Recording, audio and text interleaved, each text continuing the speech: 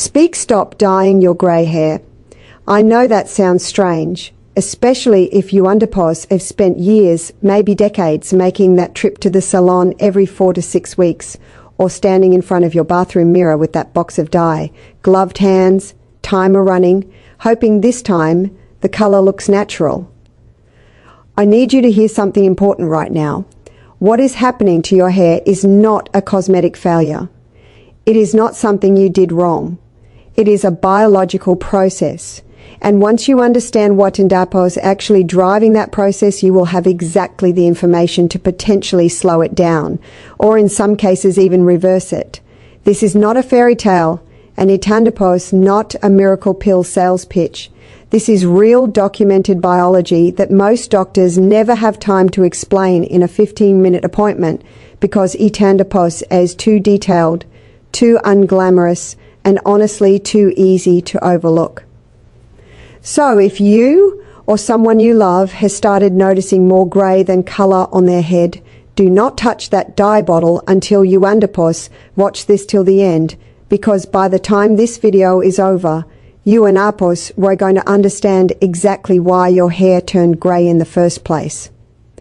Before we go any further, if you Andapos were someone who wants to look and feel younger without spending hundreds of dollars every month at the salon, do me a quick favor. Hit that like button right now. And if you haven't Andapos seed already, subscribe to this channel because we bring you real practical health information every single week that you won't Andapos find anywhere else. It takes 2 seconds and it genuinely helps this video reach more people who need to hear it. Okay? Latandapos, get into it. Grey hair has always been treated as this inevitable sign of aging, something you Andapos are just supposed to accept and cover up. Walk into any pharmacy and you Andapos will see an entire aisle dedicated to hair dye, every shade imaginable, promising to turn back the clock. But here Andapos, a question most people never stop to ask. Why does hair actually turn grey in the first place? Itandapos not because your hair is dying, and Itandapos not simply because you Andapos getting older, even though that Andapos, the story Wandapos, all been told. Hair color comes from a pigment called melanin, and melanin is produced by specialized cells living inside your hair follicles called melanocytes. As long as these cells are healthy and active, they keep producing pigment, and your hair keeps its natural color. The moment these cells slow down or stop working, your hair grows in without color, and apos, when you start seeing gray, silver, or white strands. Here in Dapos is the part that surprised me the most when I first came across the research. Around the mid-30s, something begins to shift inside your hair follicles. A molecule called hydrogen peroxide, yes, the same compound you might have sitting in your medicine cabinet, begins to naturally accumulate. Your body actually produces small amounts of hydrogen peroxide in every cell as a normal byproduct of metabolism.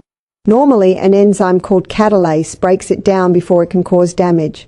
But as you age, Catalase production gradually declines. When Catalase drops, hydrogen peroxide builds up. And when it builds up inside your hair follicles, it does exactly what you Andapos expect from a bleaching agent. It damages the melanocytes from the inside out. Researchers at the University of Bradford in the United Kingdom studied hair follicles from women at different ages and found that as women got older, catalase activity dropped significantly while hydrogen peroxide levels rose in parallel. And this research was published in a respected biology journal. The conclusion was that this hydrogen peroxide buildup is one of the primary drivers of melanocyte damage and hair graying. In other words, grey hair is Nandapos purely a calendar problem, and it is Nandapos purely a genetics problem either. At least part of it is a biochemical imbalance, and biochemical imbalances are, at least in some cases, things you can influence. Spino, Letandapos, talk about nutrition because this is where things get genuinely practical. Melanocyte activity is deeply tied to the nutrients circulating in your body, and one nutrient in particular plays an outsized role in keeping these pigment-producing cells alive and functioning. That nutrient is vitamin B12. B12 is essential for producing healthy red blood cells, and those red blood cells carry oxygen to every cell in your body, including the melanocytes sitting at the root of each hair strand. When B12 levels drop, oxygen delivery to those cells becomes poor, and over time this starves the melanocytes, causing them to slow pigment production or stop entirely. This is one of the documented reasons some people, even in their 20s and 30s, start noticing premature graying. There are documented case reports of individuals with significant B12 deficiency who began graying early, and after proper supplementation, some of them noticed their hair regaining pigment over the following months, particularly when the graying was linked to the deficiency itself, rather than purely genetic factors. That doesn't mean everyone will see their hair turn back to jet black overnight. Genetics still plays a real role, and if graying runs strongly in your family, some of that is simply written into your DNA. But for a large number of people, especially those over 50, low B12 combined with poor absorption as we age is a significant contributing factor that almost nobody's addressing. Here Andipos, why B12 deficiency becomes so common once you hit your 50s and 60s. As we age, the stomach naturally produces less of an enzyme called intrinsic factor, and this enzyme is required for absorbing B12 from food. So even if your diet technically contains enough B12, your body may not be absorbing it properly anymore. This is why so many older adults walk around with a hidden B12 deficiency without knowing it, because the symptoms get mistaken for normal aging. Fatigue, brain fog, weaker nails, thinning hair, and yes, premature graying are all connected to this one deficiency, yet very few people ever get their B12 levels properly checked. Most standard blood panels done on DAPO's automatically include a B12 test unless you specifically request it, and even then the reference ranges some labs use are outdated, meaning a person can technically fall within a normal range on paper while still experiencing real symptoms of deficiency at the cellular level. So, what can you actually do? Start by asking your doctor specifically for a vitamin B12 blood test, and if possible, a methylmalonic acid test, which is considered a more accurate marker of B12 status inside your cells. This matters even more if you are over 50, if you follow a vegetarian or vegan diet, since B12 is found almost exclusively in animal products, or if you have been on medications long term, such as acid reflux medication or metformin, both known to interfere with B12 absorption. If your levels come back low or borderline, you can start correcting this through food. Eggs, dairy, fish like salmon and tuna, and lean meats, including beef liver, are all rich sources of B12. Copper is another mineral tied to melanin production, found in cashews, sunflower seeds, and dark leafy greens. And vitamin D receptors have been found in hair follicles as well. So, safe sun exposure and vitamin D-rich foods like fatty fish support the bigger picture too. Now, alongside B12, there are an older, less mainstream nutrient that keeps coming up in this conversation, and I want to be fully transparent with you about it. Itandipose, called PABA, para-aminobenzoic acid, sometimes referred to as vitamin B10, and itandipose, technically part of the B vitamin family. Decades ago, some small early studies explored whether PABA supplementation could help restore pigment in people experiencing premature graying, and a few participants in those early observations reportedly saw some visible darkening over time. Speak, the proposed theory is that PABA may act as a supporting building block for catalase production, and catalase, remember, is the enzyme that breaks down the hydrogen peroxide that damages melanocytes in the first place. Itandipose, an interesting theory, and itandipose, part of why some people still swear by natural approaches involving PABA-containing foods. But I want to be honest with you rather than oversell this. That early research is old, small in scale, and has not been strongly replicated by modern large controlled clinical trials. So, it should be treated as a promising historical lead rather than a proven cure. If you very curious about it, foods like whole grains, mushrooms, and organ meats naturally contain PABA. And some people choose to add a source like blackstrap molasses to their diet, since it naturally contains B vitamins along with minerals like iron and copper that support the same pigment pathway. If you ever consider a concentrated supplement form of PABA, talk to your doctor first, since high doses can interact with certain medications. I want to pause here and be completely honest about something else too. Reversing grey hair through nutrition works best and is most likely to show visible results in cases where the greying happened relatively recently and is tied to a genuine deficiency rather than long-standing genetic greying that has been present for many years. If your hair has been fully grey for over a decade due to strong genetic factors, correcting your B12 and overall nutrient status is still incredibly important for your energy, brain function and nerve health, even if it doesn't fully restore your original hair color. But for people noticing graying accelerate over just the past few years, especially alongside fatigue or brain fog, addressing these deficiencies has shown real improvement in some documented cases, and that alone makes it worth exploring before reaching for a box of chemical dye every single month. And speaking of dye, latandipose, talk about that because the randipose, an important connection here that most people never consider. Most commercial permanent hair dyes work using an oxidative process, meaning they rely on a hydrogen peroxide developer to open the hair cuticle and deposit color. Many of these dyes also contain a compound called paraphenylenediamine, or PPD, which has been linked in various studies to scalp irritation and allergic reactions with repeated heavy use. Think about the cycle this creates. Your hair is already dealing with rising hydrogen peroxide levels internally as you age, the very thing damaging your melanocytes, and then every 4 to 6 weeks you end up reapplying a product built around that same compound directly onto your scalp.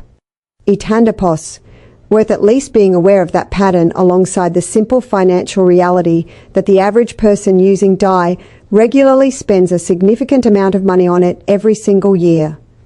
Not to mention the time spent on touch-ups and covering regrowth. Compare that to the cost of a basic blood test and, if needed, a dietary adjustment or doctor-approved supplement, and the difference is enormous, both financially and for your long-term health. If you we're finding this useful so far, make sure you subscribe because we share simple evidence-based health information like this every week that most people never hear about. And if you know someone, a parent, a friend, or even yourself, notice more grey creeping in over the past few years, this video might genuinely help them too. Latandipose, get practical because information without action doesn't help anyone. If you suspect your graying might be linked to a deficiency, here a realistic approach. Book a basic blood test with your doctor, specifically requesting B12 levels, and ask about vitamin D and iron as well, since deficiencies often overlap. While waiting on results, start naturally increasing B12-rich foods if your diet allows it. Speak. A couple of eggs at breakfast, fish 2 to 3 times a week, a small serving of dairy daily. If your test confirms a deficiency, your doctor may recommend a supplement in tablet, sublingual, or in more severe cases, injection form, especially for older adults whose stomachs struggle to absorb B12 through food alone. Follow your doctor's specific guidance rather than self-prescribing high doses, since they'll base it on your exact deficiency level and other health factors. Patience matters enormously here. Hair grows roughly ½ an inch per month, and any new pigment production at the root takes time to become visible as the hair grows out. This is not an overnight fix, and anyone promising results within days isn't being fully honest with you. Realistically, most people who see a visible difference start noticing it at the root closer to the scalp, somewhere between 2 to 4 months of consistently correcting their nutrient levels. Taking a supplement occasionally when you remember won't give your body what it needs to rebuild proper melanocyte function over time. Consistency is what separates people who see results from people who give up after a few weeks and reach back for the dye bottle. There's one more layer worth adding to this, something that can support the same process from a different angle, and that's scalp circulation. A study published in the journal Skin Appendage Disorders found that scalp massage increases blood circulation to the hair follicle and stimulates the cells responsible for follicular health. Some people add a few drops of rosemary oil mixed into a carrier oil like jojoba or coconut oil during this massage, since rosemary has shown antioxidant properties in laboratory research. And a separate clinical trial found rosemary oil comparably effective to a leading over-the-counter hair growth treatment after 6 months of consistent use, though that research was focused on hair growth rather than pigmentation specifically. The theory is simple. Better circulation means better nutrient delivery to the follicle, and better nutrient delivery supports melanocyte function. If you want to try it, a gentle 5-minute scalp massage 2 to 3 times a week costs nothing but a few minutes of your evening. Beyond nutrition and circulation, a couple of lifestyle factors genuinely tie into this picture. Chronic stress has been linked in various studies to changes in hair pigmentation, partly through its effect on oxidative stress in the body, which can damage melanocytes over time. This doesn't mean stress alone turns hair grey overnight, as some viral stories love to exaggerate. But long-term unmanaged stress combined with poor nutrition creates a much more favorable environment for premature graying to accelerate. Adequate sleep, hydration, and small daily stress outlets like walking or time outdoors all support your body's ability to function properly at a cellular level, including the cells responsible for your hair color. Smoking is another honest factor to mention, since research has consistently shown a strong association between smoking and premature gray hair, largely due to the oxidative damage cigarette smoke causes throughout the body, including the hair follicles. If you smoke and you've noticed, accelerated graying quitting is genuinely one of the most impactful changes you could make, not just for your hair but for your overall health. I also want to clear up something that comes up constantly in the comments. The old myth that plucking one grey hair causes 10 more to grow back in its place. That's simply not how hair follicles work biologically. However, repeatedly plucking can damage the follicle over time and lead to thinning in that specific spot. So while it won't multiply your grey hairs, it's still not something I'd recommend doing regularly. I also want to say clearly that grey hair itself is not a bad thing. There's nothing wrong with embracing it naturally, and plenty of people look absolutely stunning with a full head of natural silver or white hair. This video isn't about shaming anyone for going grey. It's about giving people real information to understand why it's happening, especially those who feel like it arrived far earlier than it should have, so they can make an informed choice rather than simply assuming it's an unavoidable part of getting older. For anyone dealing with early graying in their 20s, 30s or 40s, getting your levels checked becomes even more important, since early onset graying is more frequently linked to correctable deficiencies or underlying thyroid issues. Both an underactive and overactive thyroid have been associated with changes in hair pigmentation in various studies. So if you're younger and noticing significant graying, it's worth asking your doctor to check thyroid function alongside B12 and vitamin D. I know this has been a lot of information, but I wanted this video to actually give you something real and useful, rather than repeating the same vague clickbait claims scattered across social media. The truth is, your hair color is a reflection of what's happening inside your body at a cellular level, and paying attention to the small, often overlooked details, your B12 status, your vitamin D levels, your stress levels, your overall diet, can genuinely make a difference. Not just for your hair, but for your energy, your mood, and your overall quality of life as you get older. If you found this helpful, take a moment and drop a comment below. Tell me your age and when you first noticed a grey hair. Was it your 30s, 40s, 50s? What did that moment feel like? And if you decide to look into your B12 levels or try adding some of these nutrients to your diet, come back in a few months and tell me what changed. I read as many comments as I can, and your experience might be exactly what convinces someone else to finally get their levels checked instead of reaching for the dye. And before you go, think of one person in your life who's been quietly dealing with this. A friend, a sister, a parent, someone who sits in that salon chair every 6 weeks waiting for the color to take. Share this video with them. It costs you nothing but a few minutes, and for the right person at the right moment, it might genuinely change how they see themselves in the mirror. Thank you so much for watching all the way to the end. Make sure you're subscribed so you don't miss the next video, where we'll be breaking down another commonly overlooked health topic that most people never get proper answers about. Take care of yourself, get those levels checked, and I'll see you in the next one.